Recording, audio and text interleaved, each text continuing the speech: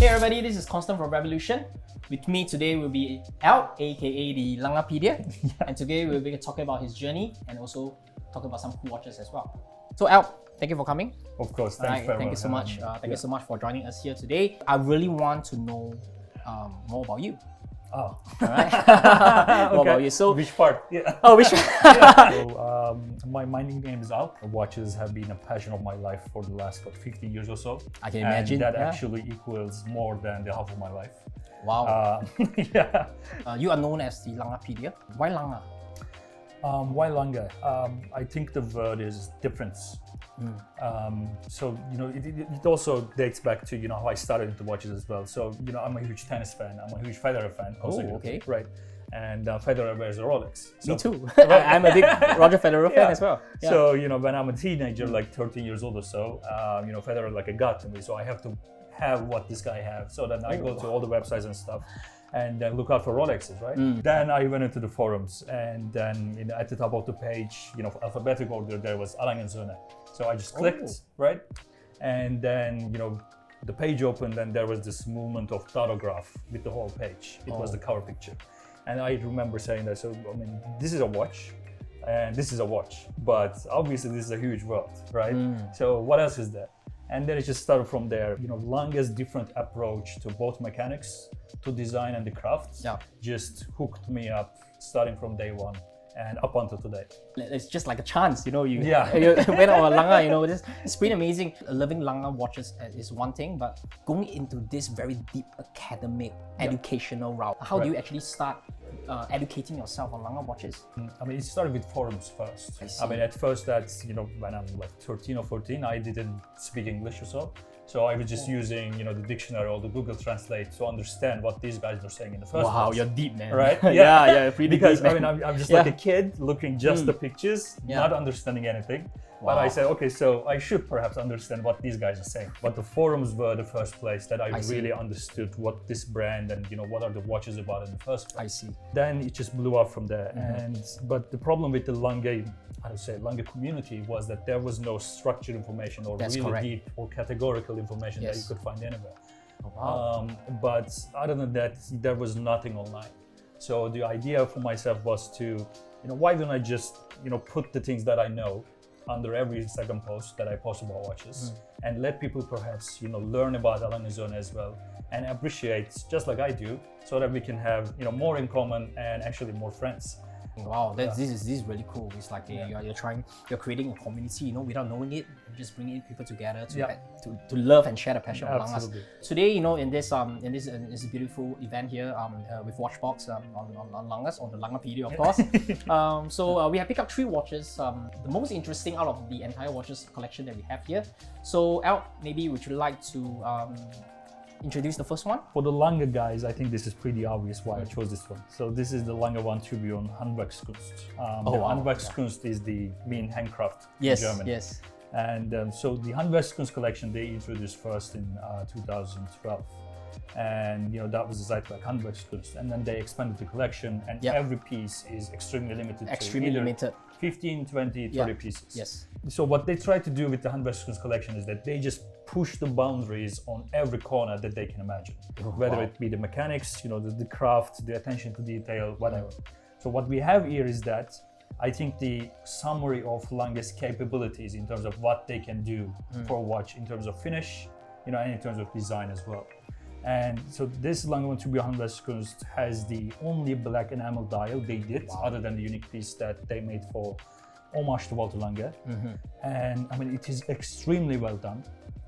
If you go real close, you're going to see that they are not actually partly made, but the engravings are sunken through the enamel, which creates an immaculate depth on the dial. Wow! And then you have this black polished tourbillon bridge, which is very unusual. Very unusual. Yeah. Right.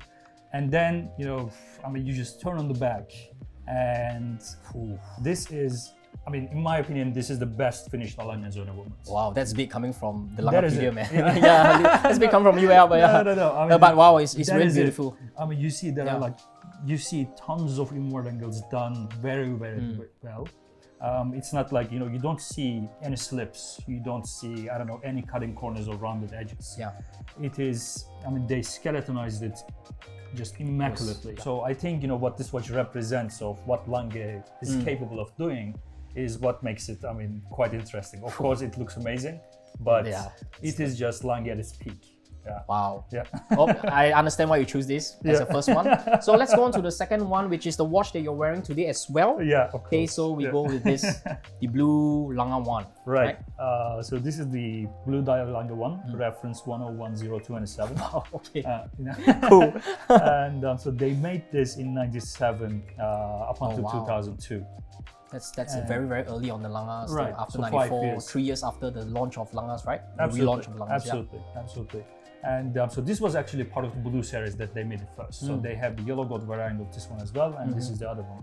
And if someone is going to choose a Lange collection or I don't know, a Lange assembly, Lange one has to be there. Definitely, right? yeah. So the reason I chose this one, this is just the face of Lange Söhne. I think that this is a must piece in any Lange Söhne collection. I agree, yeah. And I'm going to go a step further, and I think this is a must-have piece in any serious watch collection as well, because it is just a piece of history and a turning point for the overall watchmaking industry, in my opinion. Wow. Because it's too daring in its design, it's too out of the box, and then it just represents the birth of a brand from the last that nobody knows of. Yes, it's true. But now it is Lange Söhne today. Yeah, it's true. With the asymmetric, the off-center and the big date, in 1997. Yeah. This is a revolutionary. Absolutely. One other thing on this one is, with the early dial, for example, the main dial is brushed. Oh yes, there's two the sub-dials, right. Two different texture, right? Absolutely. The sub-dials are concentric circuits. So, under certain light, it just pops out so good. The watch is just alive, Yeah. And that's why I love it. The second generation, they use the lighter blue, but it doesn't have the same funky, versatility that this guy has. Cool. So it's just a perfect watch. Wow. Yeah, and I also really the OJLC frosted movement as well. Yeah. So this is the old Lange, definitely. Absolutely. It's a masterpiece. Absolutely. Yeah, it's a masterpiece. It's Lange one. Yeah. I can understand why you're ready. I'm happy that this is actually your pick for today. Actually, that's cool. Okay, and then last one, of course, is the big boy. Yeah. Okay, this is actually the double split, right? Right. This is a double split, and wow, so I chose this one because this is, I think, the peak technicality. Yeah. They did this out of the dotograph. Yeah. And there is no base for it. There are seconds and rudder pawns or whatever, but the double split is the first of its kind. Interesting. And I chose this one because this is just representing what I called, the difference in the beginning of our talking, is that Lange Söhne has different approach to technicality, engineering, and watchmaking.